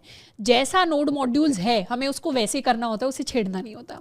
अब इसके अलावा नोड मॉड्यूल्स के साथ 2 और स्पेशल फाइल्स हमारे पास क्रिएट होती हैं जब भी पैकेज इंस्टॉल होता है। इसमें से एक फाइल होती है हमारी package-lock.json। अब package-lock.json it is a record of the exact version of every installed dependency। यानी जिन भी डिपेंडेंसीज को, जिन भी पैकेजेस को हमने इंस्टॉल किया है, उनका एग्जैक्ट वर्जन क्या है, उसका रिकॉर्ड यानी उसके रिलेटेड इंफॉर्मेशन हमारी ये package-lock.json फाइल स्टोर करवाती है। तो अब package-lock.json के अंदर जाएं तो इसके अंदर हमारी डायरेक्टरी का नाम स्टोर होगा। बेसिकली कई सारी इन्फॉर्मेशन स्टोर होगी। इसमें हमारी डिपेंडेंसी स्टोर होंगी। डिपेंडेंसीज के अंदर क्या स्टोर है कि हमारी पैकेजेस रिलेटेड डिपेंडेंसीज के अंदर एक डिपेंडेंसी हमारे पास फिगलेट, जिसको हमने इंस्टॉल किया है। तो ऐसे ही इस डिपेंडेंसी के बारे में और इन्फॉर्मेशन स्टोर होगी कि इस डिपेंडेंसी का क्या वर्जन है, रिजॉल्व करके कुछ है, इंटीग्रिटी करके कुछ है। तो बहुत सारी इन्फॉर्मेशन स्टोर होगी हमारे पास। तो ये हो गई हमारी package-lock.json वाली फाइल। अभी के लिए हम package.json को थोड़ा सा इग्नोर करते हैं और इन दोनों फाइल्स को हमने समझ लिया कि नोड मॉड्यूल्स हमारे लिए सारी डिपेंडेंसीज इंस्टॉल करके रखा है उसने, और package-lock.json ने उन डिपेंडेंसी से रिलेटेड इन्फॉर्मेशन हमारे लिए इंस्टॉल करके रखी है। इसके अलावा डिपेंडेंसी की भी अगर कोई सब डिपेंडेंसी है, जैसे लेट्स सपोज किसी ने अगर फिगलेट बनाया है तो फिगलेट के अंदर भी अगर कुछ और यूज हुआ है, फिगलेट को express.js से अगर यूज करके बनाया होता तो क्या होता, express.js भी साथ में इंस्टॉल होता। क्योंकि फिगलेट को काम करने के लिए एक्सप्रेस चाहिए, एक्सप्रेस को काम करने के लिए अगर कुछ और चाहिए, तो वो सारी डिपेंडेंसीज इंस्टॉल्ड होती हैं एक साथ। और उन सभी डिपेंडेंसीज यानी सब डिपेंडेंसीज के भी वर्जन हमारे package-lock.json के अंदर अवेलेबल होते हैं। तो ये तो हो गया कि जब भी हमने किसी चीज़ को इंस्टॉल किया तो वो इंस्टॉल कैसे हुई। अब अगर हमें इस फिगलेट मॉड्यूल को यूज़ करना है तो उसके लिए फिगलेट डायरेक्टरी के अंदर ही हम एक फाइल बनाएंगे index.js नाम से, और इस index.js के अंदर हम अपनी फिगलेट को यूज़ करेंगे। अब फिगलेट को यूज़ कैसे करना है उससे रिलेटेड इन्फॉर्मेशन भी हमें npm पे मिल जाएगी। हमें क्या करना पड़ेगा, सबसे पहले फिगलेट को रिक्वायर करना पड़ेगा। तो उसे रिक्वायर कर लेते हैं, एक कॉन्स्टेंट वेरिएबल फिगलेट के अंदर हम स्टोर करवा लेंगे रिक्वायर करके किसी फिगलेट को। अब जब भी हम पैकेजेस को रिक्वायर करते हैं उसके लिए हमें डॉट/ नहीं लिखना पड़ता, उसके लिए सिंपली हम अपने पैकेज का नाम लिख सकते हैं। इसे हमने रिक्वायर कर लिया और अब इसका ये जो कोड है इसे कॉपी पेस्ट कर लेते हैं। इसको कर लिया हमने कॉपी एंड पेस्ट। तो इस तरीके से हमारा कोड हमारे पास आ गया। थोड़ा सा इसे मिनिमाइज कर लेते हैं। ये हमारा कोड हमारे पास आ गया, इसको कर लेते हैं सेव। एंड यहाँ से फिगलेट डायरेक्टरी के अंदर अभी हम हैं और यहाँ से रन करेंगे नोड index.js अपनी फाइल को। तो क्या हुआ, हेलो वर्ल्ड यहाँ पर फिगलेट फॉर्म में हमारे पास प्रिंट होकर आ गया। अब यहाँ पर टेक्स्ट में हमने हेलो वर्ल्ड दिया था तो हेलो वर्ल्ड प्रिंट होकर आया है। यहीं पर टेक्स्ट में अगर हम अपना कॉलेज दे देते, स्पेस हटा देते हैं, सेव करते हैं, दोबारा से रन करते हैं, तो इस बार क्या प्रिंट होकर आया, इस बार अपना कॉलेज प्रिंट होकर आया। अगर यहाँ पर मैं अपना नाम दे दूँ, let's suppose I give Shraddha, save and run, तो मेरा नाम श्रद्धा प्रिंट होकर आ गया। तो इस तरीके से आप भी टेक्स्ट कर सकते हैं, अपना नाम आपको प्रिंट करवा कर एक बार देखना है वो अपीयर होता है। तो बेसिकली फिगलेट क्या करती है, फिगलेट हमारे जो डिफरेंट सिंबल्स होते हैं, डिफरेंट कैरेक्टर्स होते हैं, उनकी हेल्प से टेक्स्ट को प्रिंट करती है ऑन आर कमांड लाइन। तो ये काम होता है फिगलेट का। ये किसी ने ऑलरेडी कोड लिखा हुआ है, हम बस उस कोड को रिक्वायर कर रहे हैं और बस उस कोड को हम यूज़ कर रहे हैं जैसे हमें बताया गया है डॉक्यूमेंटेशन में कि इसको यूज़ कैसे करना है। तो ये तरीका होता है npm पैकेजेस को इंस्टॉल करने का और उन्हें यूज़ करने का। अब नेक्स्ट हम बात करने वाले हैं अपनी package.json के बारे में। तो जब भी कोई पैकेज इंस्टॉल होता है, कई सारी चीज़ें वहाँ पर साथ में इंस्टॉल हो रही होती हैं। हमारा नोड मॉड्यूल्स आता है, हमारा package-lock.json आता है, पर इसमें से सबसे स्पेशल फाइल जो आती है वो हमारी package.json वाली फाइल होती है। और ये प्रोजेक्ट के लिए जब भी हम नोड यूज़ कर रहे हैं, one of the most important files है। इस फाइल के अंदर क्या होता है, अब जो हमारी package.json फाइल होती है ये काफ़ी सिमिलर होती है package-lock.json से, पर इस फाइल के अंदर descriptive and functional Meta data होता है about a project. Meta data होता है डेटा अबाउट डेटा, यानी इन्फॉर्मेशन अबाउट आवर प्रोजेक्ट। ऐसी इन्फॉर्मेशन जैसे वर्जन हो गया, या जैसे डिपेंडेंसीज हो गई, जैसे रिलीज रिलेटेड इन्फॉर्मेशन होगी, या प्रोजेक्ट को किसने बनाया है, प्रोजेक्ट के पास किसका लाइसेंस है, इस तरीके की जो रिलेटेड इन्फॉर्मेशन होगी। जैसे ये हमारा प्रोजेक्ट है, इसमें दिख रहा है कि इस प्रोजेक्ट के पास MIT का लाइसेंस है, इसका कौन सा वर्जन है, या इस प्रोजेक्ट को जिसने भी बनाया है उससे रिलेटेड इन्फॉर्मेशन हर प्रोजेक्ट के अंदर होगी। वैसे ही हम जब भी अपना प्रोजेक्ट बनाते हैं तो उस प्रोजेक्ट के अंदर हमें भी अपनी रिलेटेड इन्फॉर्मेशन देनी होती है, जैसे हमारा नाम हो गया, जैसे वर्जन हो गया, जैसे डिपेंडेंसीज होगी। तो package.json का काम होता है कि ये फंक्शनल मेटा डेटा और डिस्क्रिप्टिव इन्फॉर्मेशन स्टोर करता है अबाउट आवर प्रोजेक्ट। अब इसका यूज़ क्या है? यूज़ इसका ये है कि लेट्स सपोज हमने कोई प्रोजेक्ट बनाया, अब इस प्रोजेक्ट को हम किसी और डेवलपर को या अपने किसी दोस्त को भेजना चाहते हैं, तो उस टाइम पर हमें नोड मॉड्यूल्स वाली ये जो फोल्डर है इसे किसी और को भेजने की ज़रूरत नहीं है। यानी package.json को ऑलरेडी पता होगा क्या क्या डिपेंडेंसीज इंस्टॉल करनी है, तो वो जाकर कभी भी अगर हमारे पास package.json है और नोड मॉड्यूल्स नहीं है, मान लेते हैं नोड मॉड्यूल्स डिलीट हो गया, तो कभी भी जाकर हम नोड मॉड्यूल्स को दोबारा इंस्टॉल कर सकते हैं। और हमें ऑलरेडी पता होगा किस किस चीज़ को इंस्टॉल करना है, क्योंकि वो सारी इन्फॉर्मेशन package.json के अंदर सेव्ड होगी। ऐसे ही कल को अगर हम गिटहब के ऊपर अपना कोई प्रोजेक्ट अपलोड करना चाहते हैं जिसके अंदर हम नोड को यूज़ कर रहे हैं, जिसके अंदर हमारे पास डिफरेंट पैकेजेस हैं जिनको हमने यूज़ किया है, तो गिटहब के ऊपर जब हम प्रोजेक्ट अपलोड करेंगे तो सिर्फ हम package.json को अपलोड करेंगे, हम नोड मॉड्यूल्स वाले फोल्डर को अपलोड नहीं करेंगे। तो कोई और अगर हमारे प्रोजेक्ट को फॉक करता है या कभी जाकर हमें भी क्लोन करना होता है प्रोजेक्ट को, तो उसके अंदर हमें नोड मॉड्यूल्स की ज़रूरत नहीं है, हमें सिर्फ package.json की ज़रूरत है। और package.json की हेल्प से हम नोड मॉड्यूल्स को दोबारा इंस्टॉल कर सकते हैं। कैसे इंस्टॉल कर सकते हैं? लेट्स सपोज गलती से ये मुझसे डिलीट हो गया, इसे मूव कर देते हैं, यानी नोड मॉड्यूल्स डिलीट ही हो गया कंप्लीटली। तो क्या हुआ? सारी की सारी डिपेंडेंसीज हट गई। अब अगर मैं अपने कोड को रन कराऊं तो मेरे पास एरर आएगा। एरर ये आएगा कि वो उसे फिगलेट नाम का मॉड्यूल मिल ही नहीं रहा जिसकी हेल्प से हम अपना index.js का ये कोड रन करेंगे। तो अब इन एरर से बचने के लिए मुझे नोड मॉड्यूल्स को वापस लेकर आना पड़ेगा। नोड मॉड्यूल्स को वापस लाने के लिए अगर मेरे पास package.json है तो उन्हें बहुत जल्दी वापस लाया जा सकता है। जैसे अभी जो मेरा फिगलेट डायरेक्टरी के अंदर package.json है उसके अंदर डिपेंडेंसी स्टोर्ड है। क्या डिपेंडेंसी है? डिपेंडेंसी है कि ये फिगलेट नाम की एक पैकेज यूज़ कर रहा है जिसका ये वाला वर्जन हमें चाहिए। तो जब भी हमारे पास package.json होता है हम सिंपली कर सकते हैं npm इंस्टॉल। npm इंस्टॉल क्या करता है? सिर्फ npm इंस्टॉल, किसी भी पैकेज का नाम नहीं लेना, सिर्फ npm इंस्टॉल package.json के अंदर जितनी भी डिपेंडेंसी होंगी उन सबको ऑटोमेटिकली इंस्टॉल कर लेगा। जैसे ही इसे एंटर करेंगे ये क्या करेगा? दोबारा से इसने चीज़ें इंस्टॉल कर दी और ये नोड मॉड्यूल्स को वापस लेकर आ गया। अब हम चाहें तो अपने कोड को रन कर सकते हैं और वो कोड अच्छे से अब रन करेगा। तो ये काम होता है, ये इंपॉर्टेंस होती है package.json की। अगर हमारे पास package.json है तो हमें नोड मॉड्यूल्स की बिल्कुल ज़रूरत नहीं, क्योंकि उन्हें हम कभी भी कहीं भी इंस्टॉल करा सकते हैं। अब जनरली अगर हम खुद का कोई प्रोजेक्ट बनाते हैं तो बैकएंड के अंदर हम एक नई डायरेक्टरी बनाने वाले हैं, तो मेक डायरेक्टरी, इसको हम कह देते हैं माई प्रोजेक्ट। अब माई प्रोजेक्ट के अंदर हम लेट्स सपोज अपना कोई नया प्रोजेक्ट शुरू कर रहे हैं, इसको कर देते हैं एंटर, तो माई प्रोजेक्ट यहाँ पर दिखना हमें शुरू हो जाएगा। अब माई प्रोजेक्ट के अंदर हम ट्रेवर्स करके जाएंगे, let's go to my project. अब माई प्रोजेक्ट के अंदर हमें अपनी प्रोजेक्ट फाइल्स को लिखना स्टार्ट करना है। तो प्रोजेक्ट फाइल्स के अंदर अगर हम नोड को यूज़ करना चाहते हैं तो हम खुद का सबसे पहले package.json बना सकते हैं। अगर हमें किसी भी डायरेक्टरी के लिए उसका package.json बनाना है तो उसके लिए हम लिख सकते हैं npm init। npm init से क्या होगा? init यानी इनिशियलाइज। तो npm की हेल्प से हम एक package.json को इनिशियलाइज कर सकते हैं अपने किसी भी प्रोजेक्ट के लिए। तो इसको करेंगे एंटर, तो हमारे पास कुछ कुछ ऑप्शंस आने शुरू हो जाएंगे।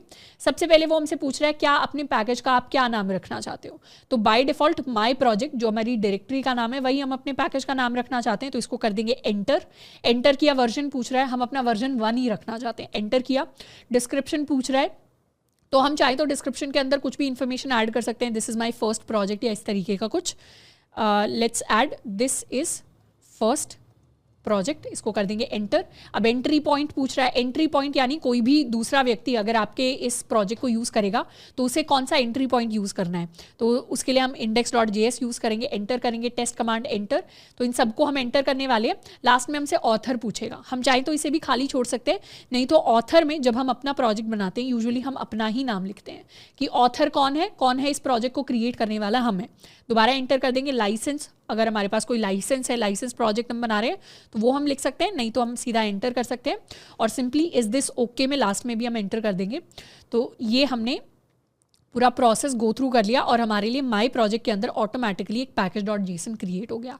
इस package.json के अंदर हमारे पैकेज का नाम आ जाएगा, जो वर्जन हमने बाय डिफॉल्ट इसको दिया था वो आ जाएगा, डिस्क्रिप्शन जो हमने दिया था दिस इज़ फर्स्ट प्रोजेक्ट वो आ जाएगा, मेन फाइल आ जाएगी, इस तरीके से कुछ कुछ इन्फॉर्मेशन आ जाएगी और ये हमारा नाम आ जाएगा एज एन ऑथर।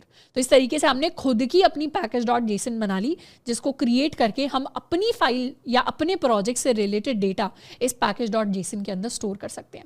अब लेट्स सपोज कल को माई प्रोजेक्ट के अंदर हम दोबारा फिगलेट या किसी और पैकेज को इंस्टॉल करना चाहते हैं, तो हम सिंपली लिख सकते हैं npm इंस्टॉल, हमने यहाँ पर लिख दिया फिगलेट, और इसे हम कहाँ इंस्टॉल कर रहे हैं, इसे हम माई प्रोजेक्ट के अंदर इंस्टॉल कर रहे हैं, इसको हमने कर दिया एंटर। तो क्या हो गया, फिगलेट इंस्टॉल हो गया।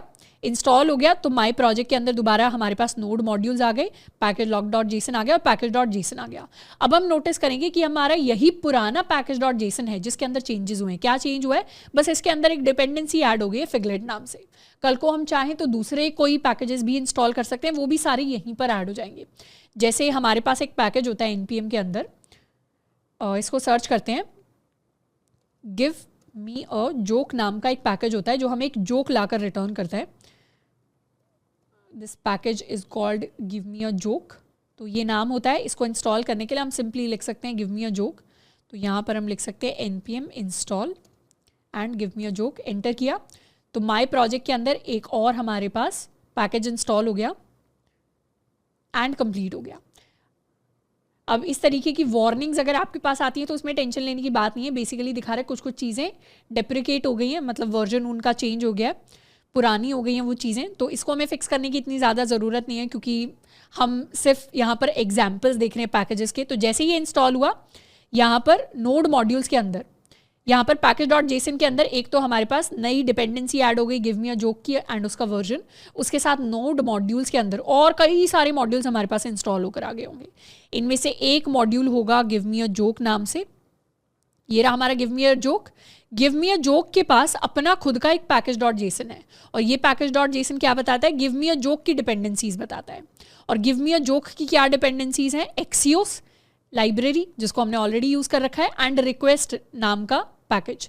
तो हम देखेंगे कि ये जो सब डिपेंडेंसीज हैं एक्सियोस और रिक्वेस्ट, ये भी इंस्टॉल हुई हैं। जाकर हम देखेंगे तो एक्सियोस भी इंस्टॉल हुई है एंड यहाँ पर नीचे की तरफ जाएंगे तो रिक्वेस्ट भी इंस्टॉल हुई है। और फिर रिक्वेस्ट की भी अपनी कुछ सब डिपेंडेंसीज होंगी, ये सारी की सारी डिपेंडेंसीज है रिक्वेस्ट की जो जाके इंस्टॉल हुई हैं। तो बेसिकली जब हमने गिव मी अ जोक को इंस्टॉल किया तो बहुत सारी चीज़ें इंस्टॉल होगी जो सारी एक दूसरे की सब डिपेंडेंसीज हैं। तो इस तरीके से जब भी हम नए नए पैकेजेस इंस्टॉल करते हैं वो सारे के सारे नोड मॉड्यूल्स के अंदर जाते हैं और उनसे रिलेटेड इन्फॉर्मेशन हमारे पैकेज डॉट जेसन के अंदर जाती है। और कभी भी अगर हमें किसी को अपना कोड देना होता है या गिटहब के ऊपर पुश करना होता है तो नोड मॉड्यूल्स को हम कभी पुश नहीं करते, हम सिर्फ पैकेज डॉट जेसन को पुश करते हैं और दूसरे लोग चाहे तो नोड मॉड्यूल्स को खुद इंस्टॉल कर सकते हैं npm इंस्टॉल से। और हमें भी किसी का कोड मिलेगा तो वहाँ पर नोड मॉड्यूल्स नहीं है तो टेंशन लेने की बात नहीं है, पैकेज डॉट जेसन है तो वहाँ से हमारी डिपेंडेंसीज जनरली इंस्टॉल की जा सकती हैं। अब अभी तक जो हम अपने नोड पैकेजेस को इंस्टॉल करते आए हैं उनको हम इंस्टॉल करते थे लोकली। लोकली कहने का मतलब है कि जिस फोल्डर के अंदर हमने पैकेज को इंस्टॉल किया सिर्फ उसी फोल्डर के अंदर हम उस पैकेज को यूज़ कर सकते हैं, उससे बाहर हम पैकेज को यूज़ करेंगे तो हमारे पास एरर आ जाएगा। जैसे हमने अपने फिगलेट डायरेक्टरी के अंदर अपने फिगलेट को इंस्टॉल किया था, अब वापस से क्या करेंगे, एक बार बैकएंड के अंदर आ जाते हैं और बैकएंड के अंदर आकर अगर हम फिगलेट को लिखेंगे या फिगलेट को यूज़ करने की कोशिश करेंगे तो फिर हमारे पास एक एरर आएगा। जैसे लेट्स सपोज जो कोड हमने फिगलेट डायरेक्टरी की index.js के अंदर लिखा था रिक्वायर करने का, इन चीज़ें यूज़ करने का, वही सेम कोड हम बैकएंड के अंदर script.js के अंदर लिख देते हैं। script.js के अंदर हमने फिगलेट को रिक्वायर किया एंड फिर उसे हम यूज़ कर रहे हैं और जब हम रन करेंगे नोड script.js को तो क्या होगा, हमारे पास एरर आएगा कि नॉट फाइंड मॉड्यूल फिगलेट, यानी जो मॉड्यूल्स जो पैकेजेस जिस डायरेक्टरी के अंदर इंस्टॉल होते हैं वो सिर्फ वहीं पर यूज़ हो सकते हैं। तो ये होता है local installation and local installation is the best practice. हम जब भी अपने पैकेजेस को इंस्टॉल करेंगे कोशिश करनी है उन्हें लोकली ही हम इंस्टॉल करते हैं क्योंकि वही अच्छा तरीका है चीज़ों को यूज़ करने का। बट एक और पैरेलल तरीका भी एग्जिस्ट करता है जिसको हम ज़्यादा यूज़ नहीं करेंगे, बस आपको बताने के लिए है कि हम पैकेजेस को चाहें तो ग्लोबली भी इंस्टॉल कर सकते हैं। किसी भी पैकेज को ग्लोबली इंस्टॉल करने के लिए हमें सिर्फ ये -g वाला फ्लैग ऐड करना होता है, -g यानी ग्लोबल।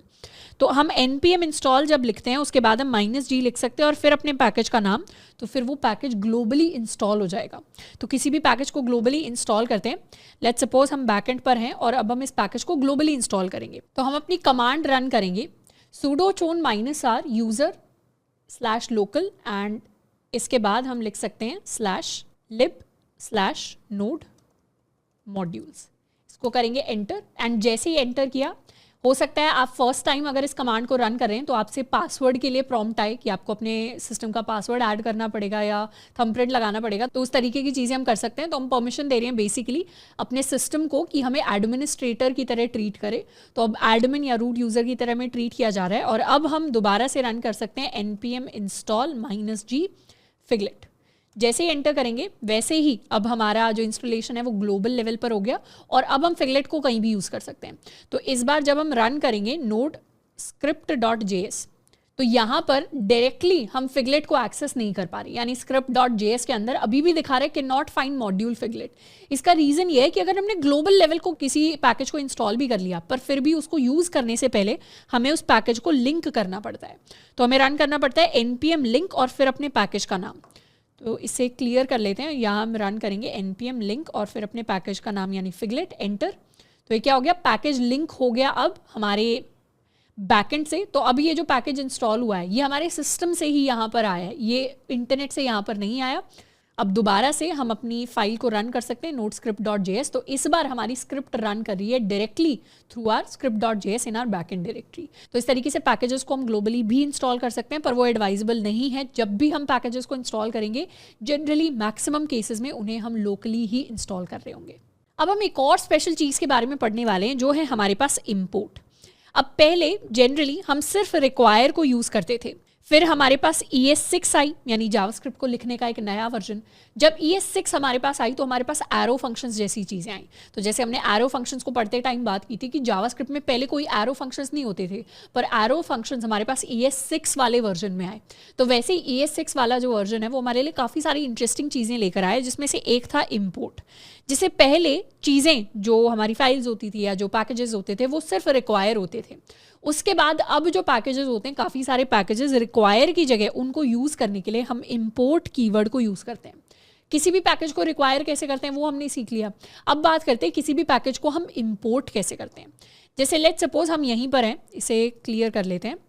हम यहाँ पर हैं बैकएंड में हम अपनी math.js के अंदर है। अब math.js के अंदर कई सारी डिफरेंट चीज़ें हैं जो हमने ऑलरेडी डिफ़ाइन की हुई हैं। जैसे यहाँ पर हमने अपना एक सम डिफ़ाइन किया हुआ है, इसे कॉपी कर लेते हैं। यहाँ पे हमने एक मल्टीप्लिकेशन का फंक्शन डिफाइन किया है, यहाँ हमने अपना एक कांस्टेंट g डिफाइन किया है और एक कांस्टेंट पाई डिफाइन किया है। अब हम चाहते हैं इन सारी चीज़ों को हम script.js के अंदर यूज़ करें, पर हम रिक्वायर नहीं यूज़ करेंगे। हम इन सारी चीज़ों को यूज़ करने के लिए इम्पोर्ट कीवर्ड का यूज़ करेंगे। अब एक और स्पेशल बात, हम अपने पूरे के पूरे प्रोजेक्ट में या तो सारी चीज़ें सिर्फ रिक्वायर करते हैं या सारी चीज़ें सिर्फ इंपोर्ट करेंगे। दोनों को एक साथ हम कभी यूज़ नहीं करते। ऐसा नहीं है आधी चीज़ों को हमने रिक्वायर कर लिया, आधी चीज़ों को हम इंपोर्ट कर लें। हमें अच्छा कोड लिखना है तो सारी चीज़ों को या तो हम इंपोर्ट करते हैं या सारी चीज़ों को हम रिक्वायर करते हैं। तो रिक्वायर हमें बिल्कुल भी नहीं करना किसी चीज़ को, तो पूरा रिक्वायर का कोड हमें हटा देना है और चीज़ों को हम इंपोर्ट करना स्टार्ट करेंगे। अब किसी भी चीज़ को इंपोर्ट करने के लिए सबसे पहले हमें उसे एक्सपोर्ट करना पड़ता है। तो एक्सपोर्ट करने के लिए जिस भी फंक्शन या जिस भी कीवर्ड को हमें एक्सपोर्ट करना है उसके सामने हम सिर्फ एक एक्सपोर्ट कीवर्ड यूज़ कर सकते हैं। अब ये एक्सपोर्ट डॉट मॉड्यूल्स की जगह नहीं है, मतलब ये जो एक्सपोर्ट है ये कोई वेरिएबल नहीं है, ये हमारा एक एक्चुअल कीवर्ड होने वाला है। यहाँ भी हमने लिख दिया एक्सपोर्ट, यहाँ भी हमने लिख दिया एक्सपोर्ट। तो ये सारी चीज़ें अब इंडिविजुअली एक्सपोर्ट होंगी, एक ऑब्जेक्ट की फॉर्म में एक्सपोर्ट नहीं होंगी, ये सारी चीज़ें इंडिविजुअली एक्सपोर्ट होंगी। अब script.js के अंदर अगर हमें चीज़ें इंपोर्ट करनी है तो उसके लिए हम लिखते हैं इंपोर्ट एंड उसके बाद लिखते हैं क्या क्या हमें इंपोर्ट करना है। तो इंपोर्ट हमें चॉइस देता है कि हम क्या क्या चीज़ें इंपोर्ट करना चाहते हैं। रिक्वायर के अंदर जनरली सारी चीज़ें आ जाती हैं एज अ सिंगल ऑब्जेक्ट या as a single entity. Import के अंदर हम इंडिविजुअली चूज़ कर सकते हैं कि हम सम को इंपोर्ट करना चाहते हैं और हम पाई को इंपोर्ट करना चाहते हैं। लेट्स सपोज दो ही चीज़ें हमें इंपोर्ट करनी है और फिर हम लिखते हैं फ्रॉम कि हम कहाँ से इंपोर्ट करना चाहते हैं एंड उसके बाद हम लिखते हैं अपनी फाइल का नाम। तो जैसे रिक्वायर में हम सिर्फ ./math लिखते थे, यहाँ पर हमें math.js यानी अपना पूरा फाइल का नाम लिखना पड़ता है। तो ये होती है हमारी इंपोर्ट स्टेटमेंट। अब इंपोर्ट को हम ऐसे डायरेक्टली यूज़ नहीं कर सकते, यानी अभी अगर हम सिर्फ इतना लिख देंगे और फिर लेट्स सपोज हम लिखने लग जाएं console.log sum of 1 and 2। अब अगर हम सिर्फ इतना लिखते हैं यानी math.js से हमने एक्सपोर्ट कर दिया सम को, script.js में हमने इंपोर्ट कर लिया सम को और अब हम सम को यूज़ कर रहे हैं। तो एक बार रन करके देखते हैं। इस कोड को जब हम रन करेंगे तो हमारे पास अभी एरर आएगा। एरर इसलिए आएगा, यानी एरर है, वार्निंग है, सारी चीज़ें हैं। To load an ES module set type is equal to module in the package.json और यूज़ द .mjs एक्सटेंशन। यानी ये कह रहा है कि सिर्फ इंपोर्ट एक्सपोर्ट लिखने से आप चीज़ें इंपोर्ट नहीं कर सकते। हमें क्या करना पड़ेगा, जो भी हमारी डायरेक्टरी है उसकी जो package.json फाइल है, यानी बैकएंड डायरेक्टरी के अंदर एक package.json फाइल होनी चाहिए और उस फाइल के अंदर हमें ये लिखना पड़ेगा type is equal to module लिखना पड़ेगा। तो उसके लिए npm init कर लेते हैं, यानी एक package.json पहले बना लेते हैं। तो इसको बनाएंगे, पैकेज का नाम बैकएंड, सारी चीज़ें हम सेम रखने वाले हैं। लास्ट में ऑथर में लेट मी राइट श्रद्धा खापरा, एंटर। तो इस तरीके से हमारे पास एक package.json आ गई।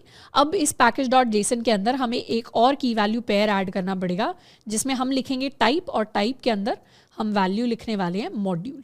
तो ये लाइन हमें हमेशा package.json के अंदर ऐड करनी पड़ेगी उस डायरेक्टरी में जिस डायरेक्टरी में हम इंपोर्ट एक्सपोर्ट करने की कोशिश कर रहे हैं। तो इसको क्रॉस कर लेते हैं। अब दोबारा से यहाँ पर आकर हम अपनी स्क्रिप्ट को रन करेंगे। स्क्रिप्ट को रन करने के लिए रन किया, एंड अब सम वाला फंक्शन काम कर रहा है। 1 + 2 का सम हमारे पास 3 आ रहा है। हम चाहें तो सिंपली पाई को प्रिंट भी करवा सकते हैं। तो यहाँ हमने पाई को प्रिंट करवाया, तो इस तरीके से हमारी पाई की वैल्यू हमारे पास प्रिंट होकर आ गई। तो इंपोर्ट को करने का तरीका क्या होता है, हम सिंपली लिखते हैं import something from our file, और इंपोर्ट को करने से पहले हमें उन चीज़ों को एक्सपोर्ट भी करना होता है अपनी फाइल से, प्लस अपने package.json के अंदर हमें टाइप को डिफाइन करना होता है एज अ मॉड्यूल। अब रिक्वायर और इंपोर्ट में कुछ कुछ डिफरेंसेस होते हैं। एक तो यही बेसिक डिफरेंस है कि रिक्वायर पुराना है, इंपोर्ट थोड़ा सा नया तरीका है। वैसे यूज हम दोनों को ही कर सकते हैं। We can't selectively load only the pieces we need with require, यानी रिक्वायर जब हम करते हैं तो हमें पूरी फाइल को चूज करना पड़ता है। हम ये नहीं कह सकते कि मुझे पूरी फाइल का डेटा नहीं चाहिए, मुझे तो थोड़ा सा ही पार्ट चाहिए। वो वाली चीज़ रिक्वायर में ऑप्शन अवेलेबल नहीं होता, पर वो ऑप्शन हमारे पास इंपोर्ट में अवेलेबल होता है कि हम सेलेक्टिवली लोड कर सकते हैं only the pieces we need which can save memory. हो सकता है एक फाइल के अंदर हजारों लाइनों कोड लिखी हूँ और बहुत सारे फंक्शंस लिखे हूँ, और हमें सारे फंक्शंस चाहिए नहीं, हमें तो एक सिंगल फंक्शन चाहिए। तो उसके लिए रिक्वायर में तो हमें पूरे सारी की सारी चीज़ें लेनी पड़ेंगी जो मेमोरी वाइज एफिशिएंट चीज़ नहीं है, पर इंपोर्ट से हम वो सिंगल फंक्शन इंपोर्ट कर सकते हैं। दूसरा डिफरेंस ये, loading is synchronous for require, यानी रिक्वायर में जिस सीक्वेंस में चीज़ें लिखी हुई हैं उसी सीक्वेंस में पहले चीज़ें लोड होंगी, पर इंपोर्ट एसिंक्रोनस है। यानी अगर हमने 3-4 मॉड्यूल लिखे हैं तो उसमें से हो सकता है बाद वाला मॉड्यूल अगर पहले अवेलेबल है तो वो पहले इंपोर्ट हो जाए। तो इस तरीके से बेटर मैनेजमेंट हमारे पास होता है कोड का। तो feature wise import is relatively better than require, और दोनों में से हम प्रेफर करेंगे कि जब भी हमें यूज करना है हम एक ही को यूज करें। अब जैसे हमने फाइल्स को रिक्वायर किया था और हमने पैकेजेस को रिक्वायर किया था, वैसे ही हम फाइल्स को इंपोर्ट कर सकते हैं, तो हम पैकेजेस को भी इंपोर्ट कर सकते हैं। जैसे npm के कई सारे पैकेजेस होते हैं जिनको रिक्वायर नहीं करना होता, जिनको इंपोर्ट करना होता है। तो इंपोर्ट करने के लिए हम एक पैकेज सर्च करेंगे रैंडम वर्ड्स के नाम से। तो रैंडम वर्ड्स वाला पैकेज क्या करता है, रैंडम वर्ड्स वाला पैकेज हमारे लिए रैंडम वर्ड्स को जनरेट करता है। तो इसे इंस्टॉल करने के लिए हम लिख सकते हैं npm इंस्टॉल रैंडम वर्ड्स। तो बैकएंड के अंदर इसे इंस्टॉल करेंगे रैंडम वर्ड्स, एंटर किया तो ये हमारे लिए इंस्टॉल होकर आ गया। यहाँ नोड मॉड्यूल्स के अंदर हमारे पास रैंडम वर्ड्स आ गया है। अब रैंडम वर्ड्स को यूज़ करने के लिए हमारे पास यहाँ दिखा है कि हम रैंडम वर्ड्स को इंपोर्ट करते हैं। तो रैंडम वर्ड्स में से हम जनरेट एंड काउंट 2 चीज़ें इंपोर्ट कर सकते हैं। तो इसको कॉपी कर लेते हैं एंड अपनी script.js के अंदर इंपोर्ट स्टेटमेंट में हम ये चीज़ लिखते हैं। हम काउंट को नहीं इंपोर्ट करना चाहते, सिर्फ जनरेट को इंपोर्ट कर लेते हैं अभी के लिए। तो यहाँ पर क्या लिख सकते हैं, import generate from random words. तो जैसे मल्टीपल फाइल्स को भी रिक्वायर किया जा सकता है, वैसे ही मल्टीपल चीज़ों को हम एक साथ इंपोर्ट कर सकते हैं। यहाँ पे जाएंगे package.json के अंदर, हमने टाइप मॉड्यूल जो है ऑलरेडी लिखा हुआ है। script.js के अंदर आ जाते हैं, इसको कर लेते हैं सेव एंड अब इसे यूज़ करेंगे। यूज़ करने के लिए हमें सिंपली लिखना होता है जनरेट। तो console.log कर लेते हैं, इस पाई को यहाँ से हटा देते हैं। console.log करके हम अपने जनरेट फंक्शन को, जिसको हमने इंपोर्ट किया रैंडम वर्ड से, इसको यूज़ करने वाले हैं। तो लिखते हैं नोड script.js, एंटर किया तो हमारे पास एक रैंडम वर्ड जनरेट होकर आ गया। दोबारा एंटर करेंगे, एयर आ गया जनरेट होकर। दोबारा एंटर करेंगे, एक और रैंडम वर्ड। तो इस तरीके से रैंडम वर्ड्स हमारे पास जनरेट होकर आ रहे हैं। तो इस तरीके से पैकेजेस को इंपोर्ट भी किया जा सकता है, पैकेजेस को रिक्वायर भी किया जा सकता है। तो अभी तक हमने नोड के बारे में, npm के बारे में, उनको कैसे इंस्टॉल करते हैं, उन्हें कैसे यूज कर सकते हैं, काफ़ी सारी चीज़ें सीख ली हैं। तो अब नेक्स्ट पार्ट में हम अपने बड़े पैकेज की बात करेंगे, which is going to be एक्सप्रेस.js।